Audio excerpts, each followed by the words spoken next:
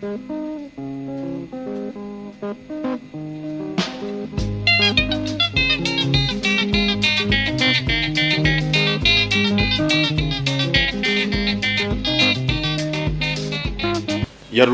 program ya Ndale mbuyomu pano pa Mzati radio komanso television. Ine dzina langa ndi Evans Matola ndipo pa kamera pali Joe Nsomera. Sabata yatha munali ndi mzanga Fungai Chiwaya pamene amakupasirani makamaka ulamuliro mmene malemu Professor Bingu MUTHARIKA anayambira kuyendesera dziko lino. Inu mukumbukira bwino kuti Bingu MUTHARIKA atachitenga chinthuchi m'manja mwa abakiri muluzi, zinthu ndithu zinayenda kufikira zaka pafupifupi temu imodzi komanso temu ina sinamalizidwe. Ndiyetu pali zambiri zimene anakupatsirani mu sabata imeneyo. Koma chinthu chimene ifeyo tikitenge pano kuti tipitirire mu program imeneyi ndi chakuti atasankha cabinet Professor Bingu MUTHARIKA malemu munali nkhope zosiyana-siyana, munali achinyamata mmenemo, munalinso anthu ena. Komatu nkhani yokhuza impeachment komanso section 65 sinangotha mwawamba. Mukumbukira inu chilipo china chake chimene chinachitika pa 27 June 2005 nyumba ya Malamulo. Speaker wa nyumba ya Malamulo maremu Rodwell Mnyenyembe anagwa. Nkhani imeneyi inakhala motani, anatisiya zinayenda motani. Ndikulandireni mu sabata ino. Zimu kwambiri tsogolera. Mutatha kucheza ndi Fungai Chiwaya mmene ulamuliro wa Professor Bingu MUTHARIKA malemu umayendera. Tabweranso sabata ino. Chinthu chimene chikutipasa chidwi mchakuti mu sabata yatha mutakamba zimene munakamba zija. Nkhani ya section 65 yes sitting card komanso nkhani ya impeachment yes inalili nkati kwambiri itatentha. Ndetu kuti kufika pa 27 June 2005 inaphesa speaker wa nyumba ya Malamulo. Zinakhala bwanji? Chifukwa choti mwina kusavomereza kuti zinthu zimasintha komanso zinthu zikhoza kusintha any minute or any hour. Ndikhulupira kuti zimene zinapangitsa kuti mwina opposition izikhala ya violent kapena kuti ndagwisa njira violent kapena kuti izikhala ya ndi mkwiyo kumene iwo anali nawo nthawi imeneyo. Chifukwa chonena kuti panali nkhani imene mavuta kwambiri mu parliament kunena kuti ndinakamba sabata yatha kunena kuti nkhani yonena kuti president wasankhidwa ndi Chipanichi ndiye Chipanicho ali mkati molamulira dziko. Iye wapanga chisankho chonena kuti Chipanicho wachituluka. Kodi Malamulo amati chani? Ndi imene nkhani tsopano parliament was pressing manga from the opposition. Manga press for impeachment. Opposition yake ina mwa iyo ndi Chipani chimene wachitulukacho. Okay. Nde inali nkhani kuti ndiye Malamulo akuti chani? Ndifake nkhani 40 parliament ndi imene mapanga Malamulo. Ndifake kuti nkhani yomapita sokuti ku parliament konkuja. Ndiye imavuta kwambiri kuti mpaka na mabills ena ofunikira uthandiza dziko lino nkhani zokhudza budget zimavuta kwambiri kuti mwina zikambidwe mu parliament pofuna kupeza kuti kodi amalawi tingathandize motani chifukwa cha nkhani ya impeachment imematuka mu parliament. Nde kuyambira mwezi wa May komanso mpaka na June mchaka chimene cha 2005 parliament inakhala ikukakamiza nyumba ya Malamulo yawo yomweyo kunena kuti muno we have to discuss nkhani ya impeachment. Chifukwa zimene president wapanga pochoka ku Chipani chimene chinamu ika pampando iye ndi kuchituka kuyambitsa Chipani chake zimene zija zikuphwanya malamulo a dziko lino kufuna kuzoka matero boma latengedwa silingayenda opanda budget. Koma tisanakambirane za budget tikambirane za impeachment kumuchotsa mtsogoleri pa udindo. Kunali nkhani ziwiri, nkhani ya impeachment komanso section 65. Ya impeachment ikumaoneka kuti iyi ndetu iyi kumakutheka kwake khangati ikhoza kuvuta ndimene kumapeto kwake fa ya chipwirikiti mu parliament and the speaker was even failing to control parliament. Ndifake zimene zinapangitsa kuti anthu aja chipwirikiti chili mkati mu nyumba ya Malamulo zinapangitsa kuti speaker wa nyumba ya Malamulo malemu Rodwell Mnyenyembe agwe pansi.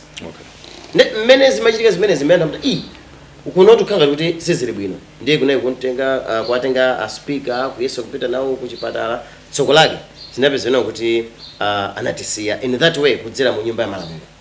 Okay. Nde mukudziwa anthu timakhala ndi ma health issues osiyana-siyana, we never know what happened, koma mwina zimene sati mwina koma zimene chinachititsa ndi mene parliament inkayendetsedwera mu nthawi imeneyo makamaka pa nkhani ya impeachment. Okay. Nde ngakhale kuti maliro atayikidwa zonse zitachitika koma nkhani ija sinathebe chifukwa nkhani ina imene adzabwera tsopano ndikhulupirira kuti mwina imabwera nkhani potengera kuti poona kuti ikhala kuti impeachment ija singatana kuti singatheke. Okay. Mwina mbali ina imene tingapite ikhale tsopano ya nkhani yokhudza section 65. Okay. Fa malamulo a dziko lino ali ndi ma section awiri, section 64 komanso section 65 amene amakhudza nkhani zokhudza kasankhidwe ka phungu wa nyumba ya malamulo komanso ngakhale makamaka kuti phungu wa nyumba ya malamulo.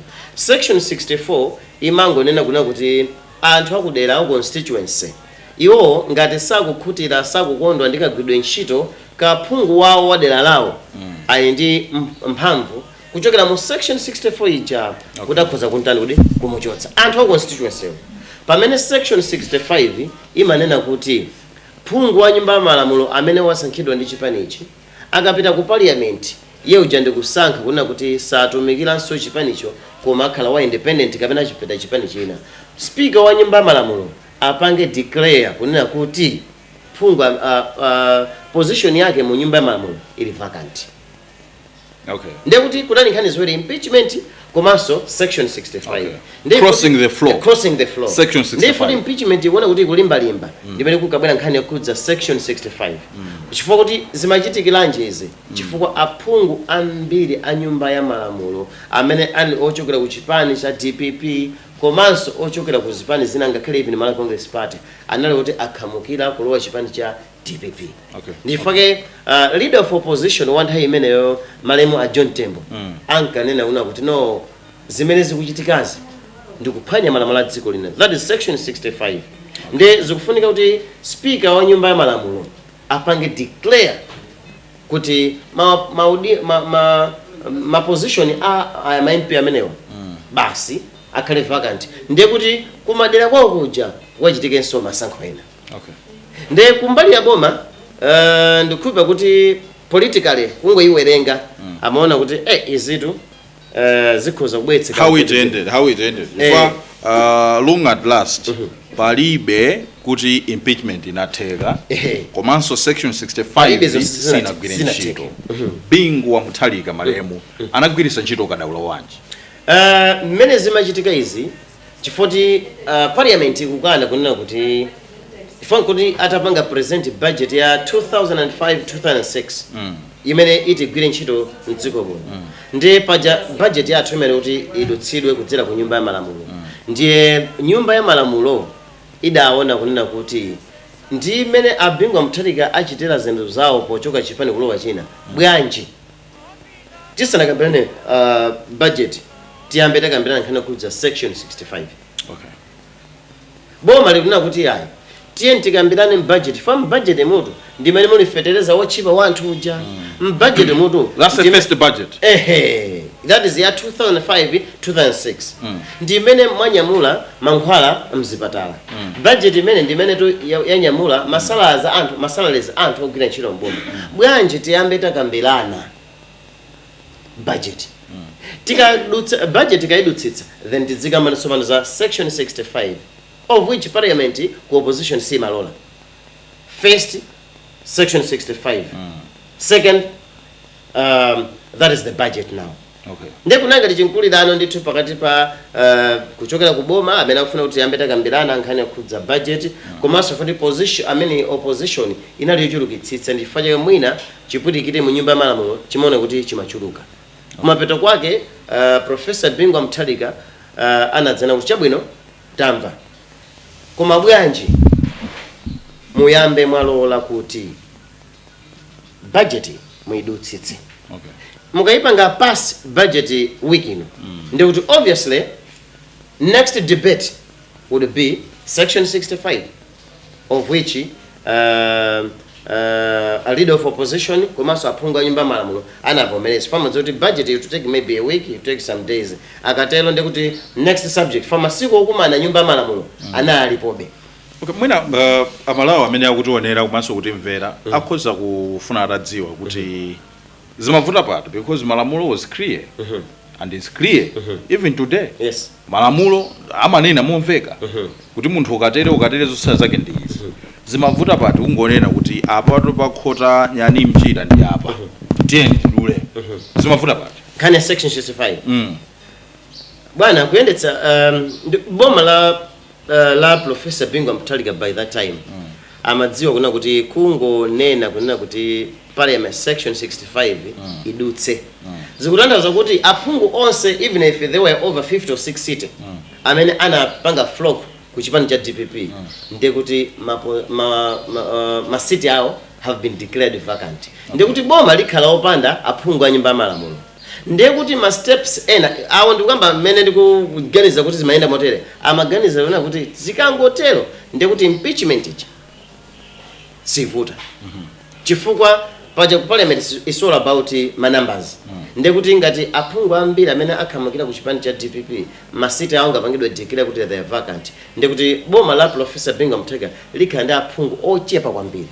Okay, section 65 ndiye kuti mwina ena akhuzulingalira kuti ndiye kuti zosatira zake presidency yaleti Bingu Mutharika inakalengezedwa kuti vacant. Not the presidency, koma aphungu a nyumba ya malamulo.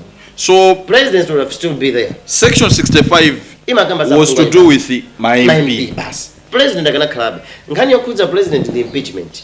Okay. Kuti president kuda zikate tikafapalima conditions ake that are attached tikafuna kuti president achoke. Amafotokoza mu section imene yoyo. That is section 90 if I'm not mistaken. Koma section 65 is something to do with the members of parliament. Bas. Chobani pokhala kuti sifa malamulo tidusepo. Zona. Tidusepo. Ndiye mwachizwikire nkhani jena zilala. Nkhani jena zilala chifukwa kuti section 65 aphunga nyumba ya malamulo atavomera kunena kuti chabwino tikambirana popeza masiku okambirana parliament alipo. Tiyamba tadutsitsa budget.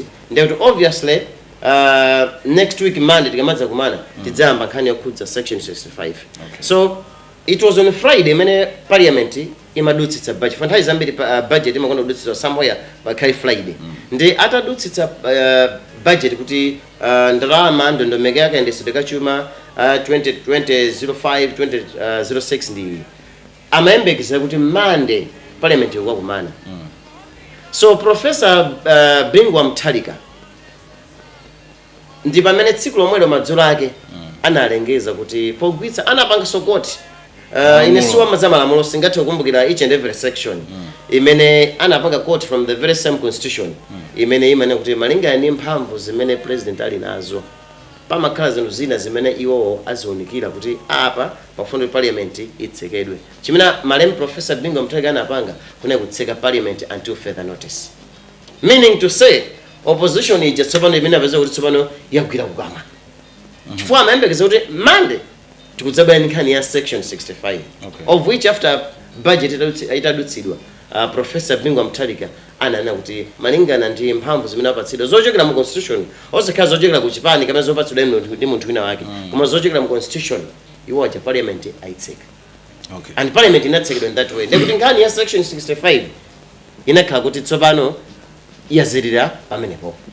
Ndithu chabwino nkhani imene yazizira yapita cabinet yoyambirira isankha ilipo kugwira ntchito mwina ku nkhani zokhuza mavuto amene anali mu boma la abakiri tukamba nkhani yaku nkhani za ndalama kuchepa kwa ndalama komanso timamvesedwa kuti anamangidwa apo abakiri muluzi nkhani ya ndalama mulandu wawo unathetsedwa ndi boma la tonse. Yes. When was that? Nkhani ya Dr. Bagiri Muzi inkatuluka it should be 2006 and 2007.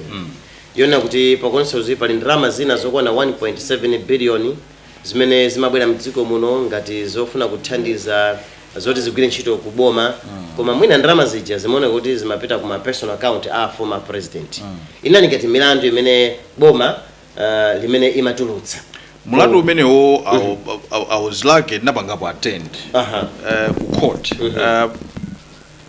one of the lawyers Dr. Bagiri Muluza na Jay Banda mulandu umenewo authetsa ndatonsa alliance nkhani okhuza ma witness kuti ena anapita palibe even Amartha Chizuma nthawi imene ali mkulu wa ACB afikapo ku court ndapangapo attend ama court proceedings a mulandu umenewo anauthetsa osati kuti palibe koma nkhani ya ma witness ndiye mukuti anamanga mu zaka zake ziti.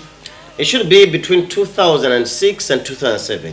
Ndimene osasene kuti kumangidwa kuwadina kuti pamene mlandu unayamba. Fa mlandu kumangidwa ndi mlandu ndi zinthu zosiyana. Kwa kwamba kuti pamene mlandu unayamba kuti zikusonze kuti ndalama zina zimene boma limayandira kuchokera kunja kazochokera ku Libya kwa Gaddafi ndi kwina zimaona kuti ndalamazo zimapita mu personal account osakhala ya boma. Izo ni nkhani zimene boma zimapereka nde mlandu ukayamba pamayenera kuti pakhale mboni kuti maumboni alipo okwanira nde ngati mlandu mutati muone mene tafotokozera kuti nayamba that period kudzafika mpana mchaka cha 2025 na 2024 kutheka kuti mwina chifukwa cha ngati mlandu umapitirira nchifukwa cha kusowekera mboni fa mlandu umanena kuti munthu anapangadi izinthu izi maumboni ndikuperekedwa ndipo munthu yonse ndikusowa chodzilankhulira munthu and the person gets convicted. Kuma mlandu uja mutatu muone ngati pofika pochoka 2005 yes it should be 2005 kudzafika pano over 20 years mlandu uja usakuoneka mutu wake ndi kuti mwina akhoti poona kuti zikhale motero ndimene sana no kuti ukhoza kuti 40 patenga nthawi yaitali yetu chawe ndiye mpani pano umenewo section 65 ija yazilala impeachment yazilala ulamuliro wa abingu mutharika timafuna timvesese kuti nkhani zomanganazi zimayenda bwanji chifukwa kudziwa kuti boma likasintha anthu amamangana and okay I think that's a general question chifukwa kwina kuli konse munthu amamangidwa munthu akhoza kuba nkhuku koma makamaka omangidwa ake my focus is amene anali kulamula supano ali ku opposition kondero is a general question chifukwa sindu ndio munafuna mukambe kuti anamangidwa ndi kuti chifukwa just in general kumangidwa munthu aliyense akhoza kumangidwa pazifukwa za ndale kapena pazifukwa zoti munthu wabandalama kapena kuti watenga chinthu cha munthu wina wake then mafuna ndidziwe kuti which individuals amene kwatchula DPP versus UDF mwina nene chonje DPP versus UDF leadership ya DPP mulamuliro wa Bingu versus leadership ya opposition makamaka immediate past opposition kuti kodi panalibe kukokana pogwiritsa ntchito kuti ujakhanga kuti akuoneka ngati kuti akundikoka kwambiri takamangeni. I think the question is too political in nature. Chifukwa chonena kuti mukati kumangana pazifukwa za ndale nde kuti if I comment on that for example let me give you an example kuti mumvesese bwino bwino DPP itachoka mboma that is 2020 ndikubwera tonse alliance tinaona ma cabinet ministers anthawi imene ya DPP akumangidwa the likes of Mwanamveka the likes of Mjaja reserve governor Kabambe nkhani ija anamangidwa mulandu kuyamba sunafike kumapeto. Now the DPP yalowa mboma cabinet ministers aboma limene lapita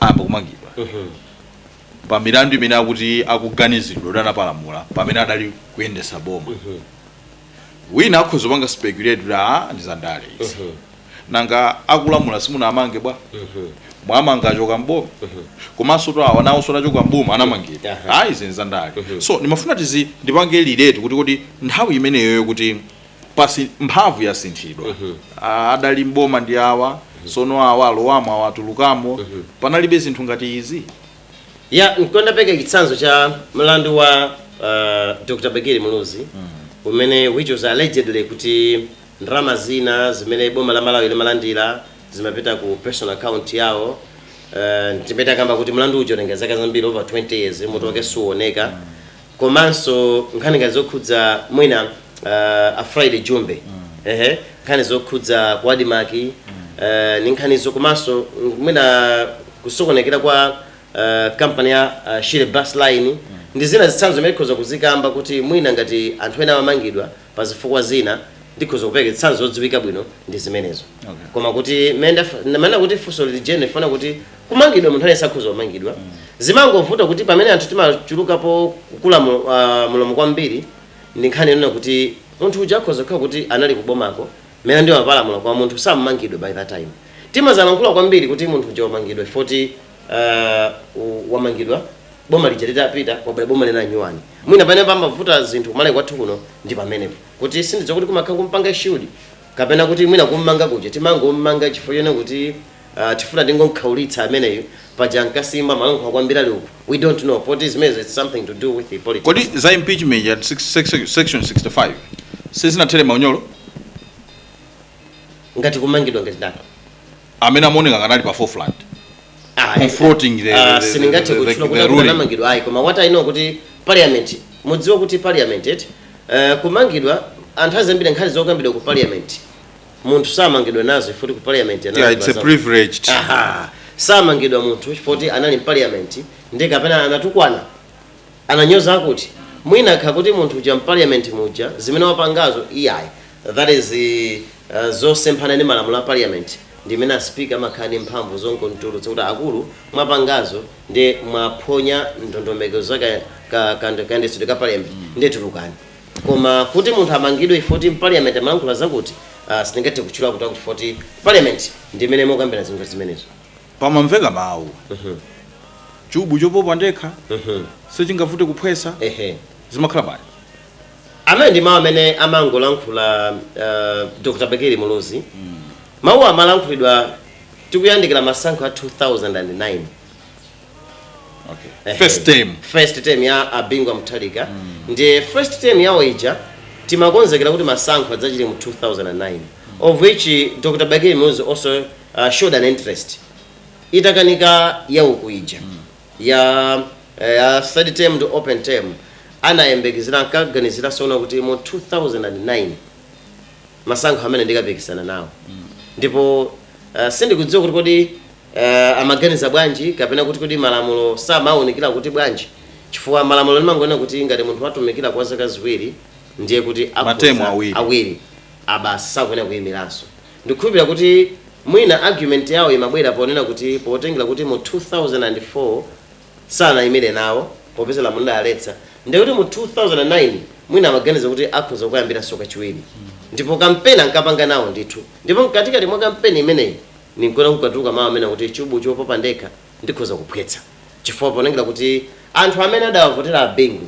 anali mamembala a Chipani cha United Democratic Front ndiye kuti nkutheka potengera iwo ngati chairman wa Chipani cha United Democratic Front potengeranso ndi malalo imene iwo anali nayo ku dziko chifukwa ndinakambapo nthawi ina kuna kuti acheya ngakhale panopo akula koma atati afuna apange msonkhano wa Ndale kumene kukadzadza chifukwa mkulu uja ndi wachikoka kwa basi ndiye kuti mwina potengera zimenezo amaona kuti mwina adakha kuti lamulo la alola kuti akhoza kuyimiranso mu 2009 ndiye kuti akhoza kuwina ndiye kutheka kuti mawuwa amatuluka potengera kuti iwo chikuko chimene nacho Chipani cha UDF chinima supporters mwina kutheka kuti mawuwa amalankhula amene koma mawuwa amalankhula koma ndikuganiza kuti amalankhula potengera kuti ayinima supporters ambiri mu Chipani cha UDF kuti masankho a 2004 remember atakamba kuna kuti mu 2004 Bingu anawina masankho aja patikiti ya UDF UDF yo ndi abakiriwo tsopano ndiye pamene Bingu masankho a 2000 and amene masankho a 1999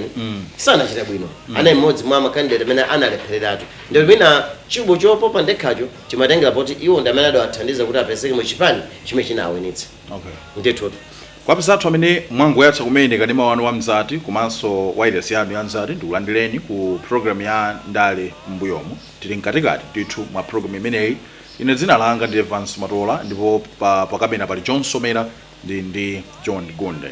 Ndale zimene tikukamba pano ndi ndale za ulamuliro wa Bingu wa Mutharika. Takamba nkhani yokhuza impeachment, takamba nkhani ya section 65, takamba nkhani yokhuza kuti kodi zomangana zimayenda motani. Apatu ndiye tikupita ndithu chakumapeto cha chigawo temu imene yoyambirira ya 2004 mpaka 2005, 2004 and 2005 and 9. Yes. Chabwino ndeni mafuna ndimvesese sopano kuti mu first term kuti Bingu adzitchedwa kuti ndi Mose walero kuti njala izifika size yonena kuti yatha zinakhala motani, zinayenda motani in brief kunkhani yokhuza ulamuliro wawo wa first term kuti anthu akhale nawo chikoka kwambiri. Dzina la Bingu ngati anthu amalitchula salitchula chifukwa cha term ya 2009 to 2014 amayitchula chifukwa cha zimene anapanga mu 2004 komanso 2009 chifukwa china kuti Malawi muno nakamba sabata yathu kuna kuti munali njala muno anthu amagona kwadi ma 1 week ali kumeneko koma Bingu anabwera ndi nkhani ya fertilizer subsidy imene poona kuti amalawi ambiri akukwanika kugula fertilizer anabwera ndi nkhani kuti fertilizer timtsitse. I think ndikakumbukira bwino anthu amagula fertilizer pa mtengo wa 500 kwacha. 500 kwacha, that's 2009. Campaign ya 2009 mtengo wako unali wa 500. Muzagulisa tambala wa nkhuku ndikukagula thumba ndipo zinatheka. Koma kuti mu 2004 ndipo kunayambira subsidy kuti imene kuyambira pa 200 kwacha. Ndi anthu akuti ma beneficiary by that time were about 2.7 I should say 2.7 million anthu amene apanga benefit ndi fertilizer subsidy. Ndi anthu ambiri atakolola anapeza kuti chakudya nchochuluka ndipo growing season ya 2005 2006 mdziko muno linakolola chimanga about 500,000 metric tons. Ndi tikadzalo wanso mu season ya 2006 and 2007 growing season anthu anakolola chimanga 1.3 metric tons ya chimanga. Ndekuti mdziko muno food security inakhala kuti ya anthu sakugona soni chitetezo mukudziwa chitetezo chinayi chokwanira nthawi imeneja kuna kuhandizona kuti kwakuti kwaberedwa anyamata kuti ukulankhula foni angokutsomphola zinachifukwa anaonetsetsa kuti apanga intensify kana kukhudza chitetezo komanso chakudya komanso zitukuko tinaona 5-star hotel kulilongwe ikumangidwa tinaona zituko zosiyana reserve bank kuno ku Blantyre ikumangidwa pansi palomero wa Bingu. Ndi zitukuza anachulapo sonkhani yokhudza msewu wa Chiweta umene umavuta kwambiri ngakhalenso msewu wa Karonga Chitipa.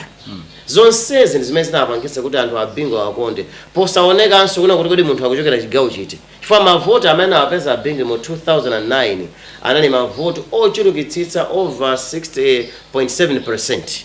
kusonyeza kuti anthu Malawi muno anawakonda potengera zitukuko zimenewa anazipanga ndi kudzipereka kumene anadzipereka pofuna kutumikira mtundu wa Amalawi. Nthawi yapita sitingakambe nkhani yokhuza ndikuba kuti ikhale sabata ya mawa pali nkhani zokhuza kuti ngati mukuti mafuta akusowa pitani kunsewu zimezi nkachitsa mu second term imene kuti Bingu muzambiri amaona kuti analephera second term tikumane sabata mawa. Ndathokoza kwambiri. Sitingakambe program imeneyi ndali zambuyo osakamba za second term take fund hizo say it's something it's a political history ndi tikamakamba za political history ngakhale ana tikamaphunzitsa kati kumba za mwene Mutapa kingdom timakamba zokhudza rise and fall of mwene Mutapa kingdom rise and fall of Adolf Hitler so idamini dada timaona hizo say timaona kuti ubwino munthu unali pati ngapa pamene munthu anafoka pati ndithu tabwana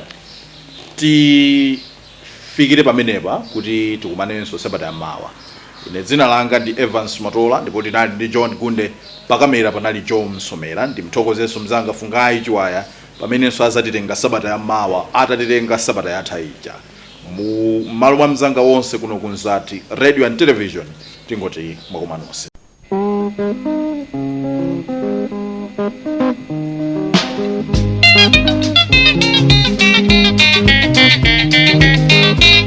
Thank you.